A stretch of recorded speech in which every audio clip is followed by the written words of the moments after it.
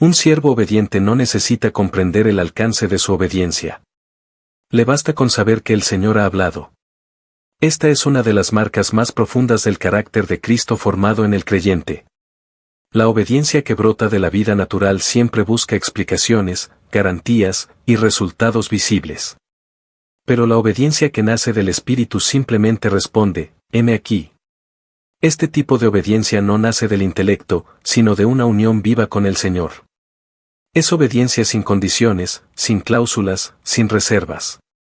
Por eso, muchas veces, la obediencia más elevada no es la que se manifiesta en grandes acciones, sino la que se demuestra en pequeñas decisiones, en el cotidiano silencioso, donde nadie ve. En renuncias que solo el cielo registra. En actos de fe que no tienen testigos humanos. Waxman ni enseñaba que el Señor forma a sus siervos en el anonimato, y los prueba en el silencio. La verdadera obediencia siempre es probada en la ausencia de aplausos. En el Evangelio de Mateo capítulo 6 versículo 6, el Señor Jesús instruye a los suyos diciendo, mas tú, cuando ores, entra en tu aposento, y cerrada la puerta, ora a tu Padre que está en secreto. Y tu Padre que ve en lo secreto te recompensará en público. Este principio se extiende más allá de la oración. Toda la vida del siervo debe desarrollarse en ese aposento interior. La obediencia no es para exhibición, sino para comunión. Por eso, el que verdaderamente obedece no necesita ser visto. No busca reconocimiento. No demanda espacio. No exige ser oído. Su mayor gozo está en saber que obedeció. Que no deshonró la voz del amado. Que no se movió sin dirección. Que permaneció en el lugar del Señor, aunque eso implicara olvido, pérdida o incomprensión. Esta clase de obediencia solo puede sostenerse por amor. El amor es la fuerza secreta del siervo obediente. No el amor genérico, sino el amor cultivado en comunión diaria. Amar al Señor es desear agradarlo más que ser exitoso. Es preferir su voluntad antes que nuestra comodidad. Es escoger la cruz, aun cuando el alma quisiera otra cosa. Es decir como Pedro, en el Evangelio de Juan capítulo 6 versículo 68, Señor, ¿a quién iremos? Tú tienes palabras de vida eterna. El que ha oído su voz, ya no puede vivir lejos de ella. Puede errar, puede caer, puede tropezar, pero siempre volverá a buscar la voluntad del Señor. Porque no hay otro lugar donde su corazón pueda encontrar paz. La obediencia también requiere discernimiento. No toda voz que clama así dice el Señor proviene del Espíritu. No todo impulso espiritual es una orden divina. Por eso, el siervo obediente no solo obedece, también discierne. No se guía por impresiones emocionales, ni por presiones externas. Busca confirmación en la palabra, en la comunión íntima con Dios, y en el testimonio interior que el Espíritu Santo deposita en su espíritu. Waxman ni enseñaba que el alma es ruidosa, pero el espíritu es silencioso. Por eso, quien no distingue uno del otro, fácilmente se confundirá. Un siervo obediente debe vivir atento al sonido sutil del espíritu. No es un impulso que grita, sino una dirección que apacienta. No es un fuego descontrolado, sino una brisa que guía. El que se ha habituado a esa voz, no se deja arrastrar por la excitación religiosa. Es paciente, prudente, tardo para hablar, pronto para oír. Porque su prioridad no es actuar, sino obedecer. Recordemos a María, la Madre del Señor. Cuando el ángel le anunció el milagro que Dios haría en ella, no exigió garantías, no puso objeciones, no protestó por la interrupción de sus planes. Solo dijo, he aquí la sierva del Señor, hágase conmigo conforme a tu palabra, Lucas capítulo 1 versículo 38. Este es el corazón del siervo obediente. No necesita entender para obedecer. No exige comprender para decir sí. Confía en el carácter de Dios más que en la lógica humana. Y por eso, puede ser portador del propósito eterno. El Señor no busca estrategias. Busca vientres dispuestos. No busca herramientas, sino vasos vacíos. Ahora bien, ¿por qué el Señor insiste tanto en formar siervos obedientes? Porque solo a través de ellos puede manifestarse su autoridad. La autoridad espiritual no es un cargo, ni una función, ni una jerarquía. Es una expresión de Dios a través de un hombre. Y solo puede ser expresada cuando ese hombre ha renunciado completamente a su propia voluntad. Allí donde hay mezcla, no hay autoridad. Donde hay ambición, hay contaminación. Donde hay doblez, el cielo se retrae. La autoridad del reino fluye a través de la obediencia del siervo. Por eso, cuanto más obediente es el siervo, más autoridad puede ser delegada en él. No porque la haya ganado, sino porque ya no representa a sí mismo. Ya no habla por él, ya no actúa desde él. Habla desde Dios, actúa desde la comunión. Y eso produce impacto. Porque no es la palabra lo que conmueve, sino la vida que respalda esa palabra. El Señor Jesús dijo en el Evangelio de Juan capítulo 14 versículo 21, el que tiene mis mandamientos, y los guarda, ese es el que me ama, y el que me ama, será amado por mi Padre, y yo le amaré. Y me manifestaré a él.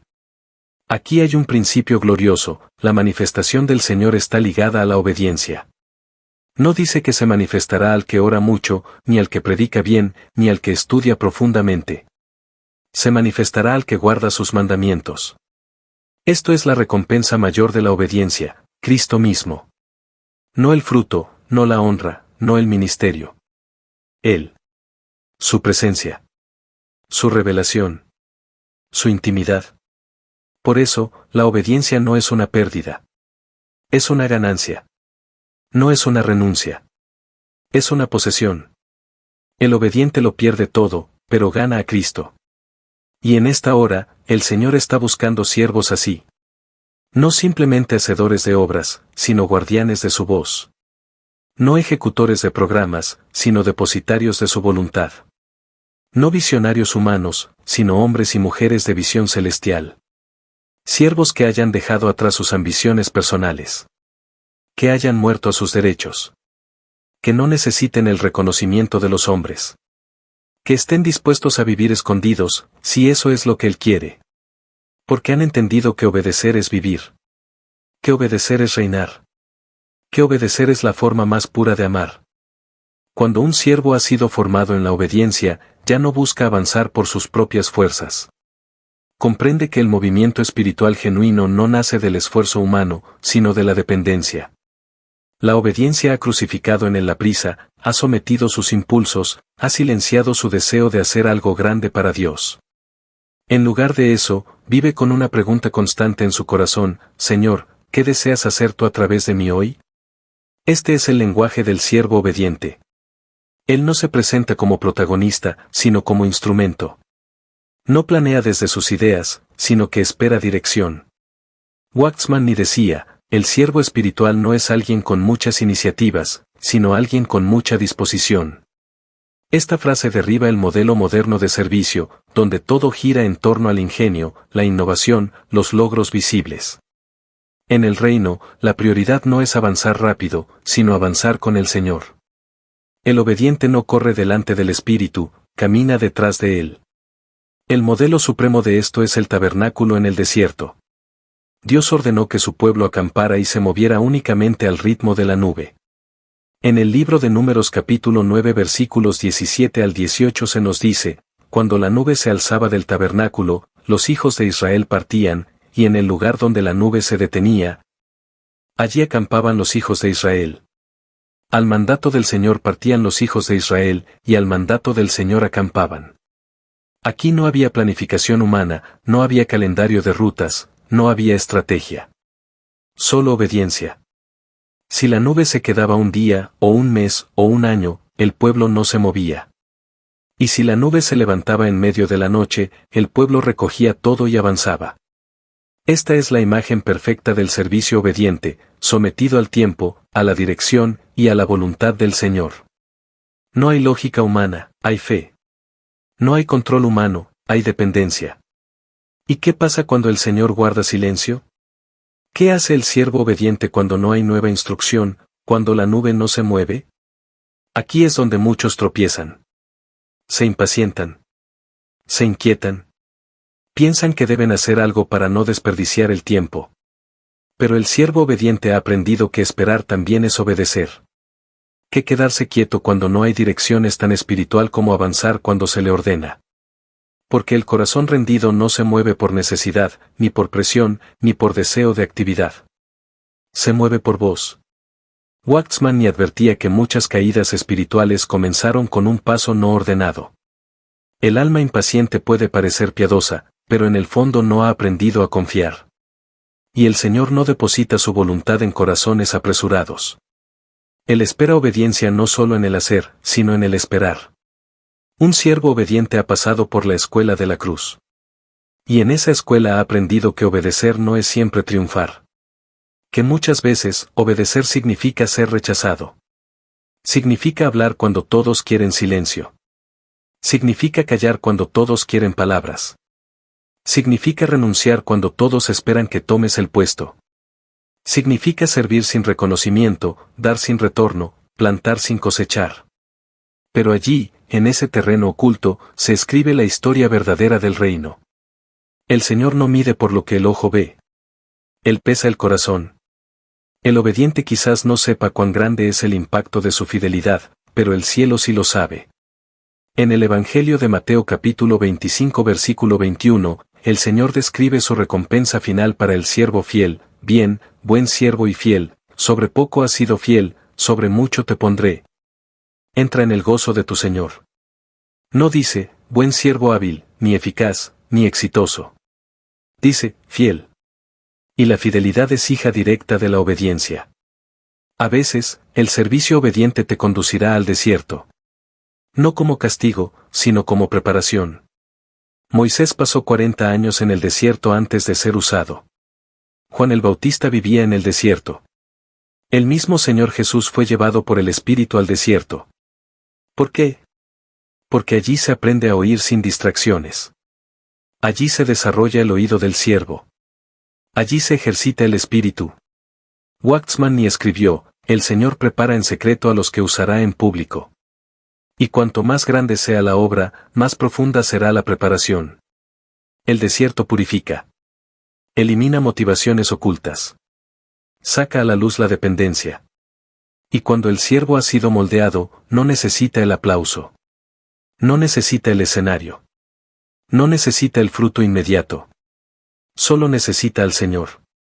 Uno de los ejemplos más potentes de obediencia sin recompensa visible es el de Noé. Fue llamado a construir un arca en una época donde no llovía. No había precedentes. No había razón lógica.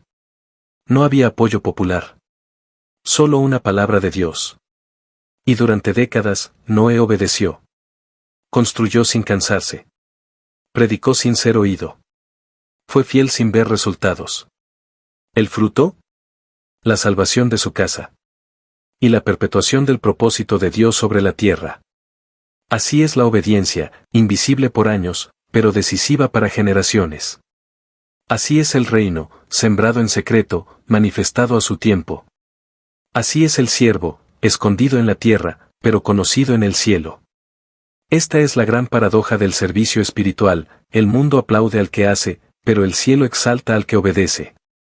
El mundo se impresiona por lo visible, pero Dios se conmueve por lo secreto. El mundo busca resultados, pero Dios busca fidelidad. Waxman ni lo expresó así: el día que el siervo deja de esperar dirección y empieza a tomar decisiones, ha dejado de ser útil. Por eso, el entrenamiento espiritual más importante no es aprender a hablar, sino aprender a oír. No es saber mucho, sino discernir cuándo callar. No es multiplicar dones, sino rendir el alma. Solo el que ha sido vencido por Dios puede representar a Dios. Solo el que ha muerto al yo puede portar su autoridad. Solo el que ha aprendido obediencia, puede ser confiado con poder. El fin último de toda obediencia no es simplemente el cumplimiento de una tarea, sino la conformación del siervo a la imagen del Hijo. Porque lo que Dios busca no son obreros que ejecuten mandatos a la distancia, sino hijos que reflejen su corazón. Waxman ni enseñó que Dios no solo desea que hagamos su voluntad, sino que seamos uno con su voluntad. Aquí se encuentra la diferencia entre el siervo que obedece por deber y el siervo que obedece por naturaleza. El primero necesita instrucciones constantes, porque aún vive separado interiormente del deseo de Dios. El segundo vive tan rendido, tan amalgamado con el corazón del Señor, que ya no espera órdenes, se mueve en sintonía con el Espíritu. Su obediencia no es reacción, es comunión. Su obediencia no es imposición, es vida. Este nivel de obediencia solo se alcanza por medio de una profunda obra interior. No basta con disciplina externa, ni con devoción religiosa. Es necesario que el alma haya sido tratada, que el carácter haya sido moldeado, que la mente haya sido renovada. El Señor no confía su voluntad a cualquier vaso. Solo los corazones dóciles, fieles, perseverantes, reciben las cargas más preciosas del reino. Por eso el siervo obediente no corre tras la revelación. Él cuida su condición interior. Sabe que cuando el corazón está correcto, la dirección vendrá sola. Que cuando la motivación es pura, el Señor hablará a su tiempo. Porque más importante que saber qué hacer, es estar listo para obedecerlo sin demora. Y esa disposición no se construye en momentos, sino en años. En muchos sí pequeños. En muchos silencios aceptados. En muchas renuncias ocultas. En la carta a los Filipenses capítulo 2 versículo 8, el apóstol Pablo describe a Cristo con estas palabras, y estando en la condición de hombre, se humilló a sí mismo, haciéndose obediente hasta la muerte. Y muerte de cruz. Esta es la cima de la obediencia. No simplemente morir, sino morir obedeciendo. No simplemente entregarse, sino hacerlo sin reservas, hasta el final. Y por eso, el versículo siguiente dice, por lo cual Dios también le exaltó hasta lo sumo. El camino de la obediencia siempre conduce a la exaltación, pero no a la exaltación del yo, sino de Cristo en nosotros. Cuando el siervo ha sido totalmente obediente, ya no necesita ser exaltado. Y precisamente por eso, Dios puede confiarle más. Porque sabe que no se robará la gloria. El obediente verdadero es libre. Libre del temor de los hombres, porque no depende de su aprobación. Libre del peso del resultado, porque solo le interesa agradar al Señor. Libre de la comparación, porque ha hallado su lugar en el cuerpo. Libre del pasado, porque cada día vive por dirección nueva. Libre del futuro, porque no planifica desde la ansiedad, sino desde la comunión. Este siervo puede caminar con otros, sin competir. Puede servir sin recompensa, sin quejarse. Puede corregir con ternura, porque sabe que él también ha sido tratado. Puede cargar responsabilidades sin jactarse, y puede entregar la obra sin dolor, porque no se siente dueño de nada. Vive como vivió el Señor, con gozo en el corazón y obediencia en los pies. Waxman insistía en que el poder de Dios fluye a través de la obediencia, no de la preparación. Esta frase es una espada contra la autosuficiencia. Porque hoy muchos se preparan, se entrenan, se especializan. Pero ¿cuántos están dispuestos a decir sí cuando ese sí implica pérdida? ¿Cuántos pueden esperar 6 meses o 6 años para que el Señor les diga qué hacer? ¿Cuántos se quedarían en el lugar secreto, sin plataforma, sin seguidores, sin reconocimiento, solo porque el Señor no ha dicho que salgan aún? El mundo religioso valora lo visible. Pero el reino valora lo escondido. El mundo busca líderes, Dios busca siervos. El mundo quiere gigantes, Dios busca vasijas rotas. Y no es que Dios desprecie la preparación. Pero la preparación que no produce obediencia es estéril. La enseñanza que no conduce a la cruz es solo letra. El conocimiento que no nos vuelve más rendidos es solo acumulación inútil. El Señor no busca siervos llenos de doctrina, sino vacíos de sí mismos. Que puedan decir con Pablo en la carta a los Gálatas capítulo 1 versículo 15, pero cuando agradó a Dios, que me apartó desde el vientre de mi madre, y me llamó por su gracia. Aquí se ve que el llamado no es mérito, sino gracia. Y que el propósito no es autoafirmación, sino obediencia. Pablo fue llamado, sí, pero también fue quebrantado. No fue a Jerusalén de inmediato. No buscó aprobación humana. Se quedó en Arabia, en silencio. Porque antes de hablar con autoridad, debía aprender a callar con humildad. Y así es con cada siervo que el Señor ha usado. Todos han pasado por una etapa donde la obediencia era lo único.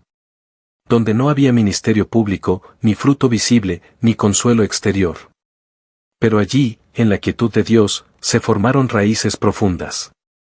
Allí aprendieron a oír la voz sin necesidad de señales. A confiar en la palabra sin necesidad de explicaciones. A avanzar en obediencia sin tener mapa. Esa es la escuela secreta del siervo obediente. Una escuela sin diplomas, pero con frutos eternos. Una escuela sin escenario, pero con gloria oculta. El resultado de esta vida es glorioso.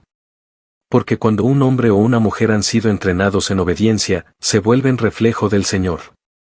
No repiten sus palabras, manifiestan su vida. No imitan sus gestos, caminan en su espíritu. No se esfuerzan por parecerse a Cristo, simplemente han muerto, y ahora Cristo vive en ellos. Y allí, todo lo que hacen, aunque parezca simple, lleva la fragancia del cielo. Porque el cielo respalda lo que ha nacido de la obediencia. El cielo unge lo que ha sido quebrado. El cielo se manifiesta donde hay sumisión. Querido hermano, querida hermana, hemos caminado juntos por esta profunda reflexión sobre el tipo de siervo que el Señor busca. Y ahora, al acercarnos al final, el Espíritu nos llama no a la emoción, sino al recogimiento. No al entusiasmo, sino al silencio reverente. Porque estas palabras no son para impresionar el oído, sino para perforar el corazón. Si todo lo que escuchamos hasta ahora queda en conocimiento, habremos perdido el tesoro. Pero si permitimos que la palabra nos atraviese, nos juzgue, nos quebrante, entonces, y solo entonces, esta narración habrá cumplido su propósito. Dios no está buscando talentos, no está buscando discursos, no está buscando plataformas. Está buscando obediencia. Corazones completamente rendidos. Vidas consagradas al deseo eterno del Padre. Hombres y mujeres que, como Samuel, cuando oigan su nombre, respondan simplemente, habla, Señor, que tu siervo oye. Primer libro de Samuel capítulo 3 versículo 10. Hoy, mientras el mundo religioso se afana por innovar, por entretener, por multiplicar actividades, el Espíritu busca un remanente obediente. Y este remanente no tiene forma llamativa. No tiene recursos abundantes. No tiene títulos ni influencias. Pero tiene algo que lo hace imparable, ha sido conquistado por la voz del Señor. No vive para hacer, vive para obedecer. No corre detrás del éxito, camina detrás de la nube. No busca abrir puertas, se mantiene fiel hasta que el dueño de la puerta diga, entra. No quiere ser visto, solo quiere ser hallado fiel. Tal vez tú seas uno de ellos.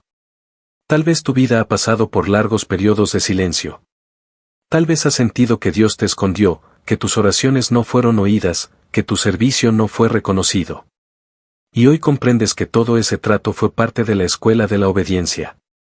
Dios no desperdicia procesos. Él no entrena a la ligera.